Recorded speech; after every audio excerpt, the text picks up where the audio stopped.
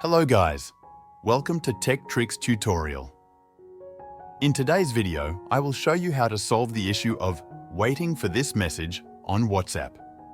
This happens when a message is encrypted but not yet delivered to your phone due to certain reasons, such as the sender being offline or a connectivity issue. To fix this, you can follow these simple steps. First, ask the person who sent you the message to open their WhatsApp and check their internet connection. Once they reconnect to the internet, the message should be sent properly to your device.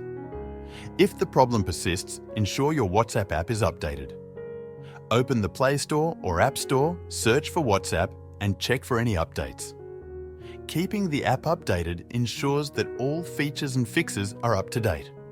Another reason for this issue could be reinstalling WhatsApp or restoring an old backup. If that's the case, messages from before the reinstall may take time to decrypt.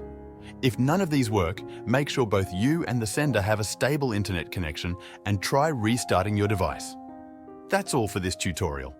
If you found this video helpful, please like it and subscribe to our channel for more quick tech solutions. Thank you for watching.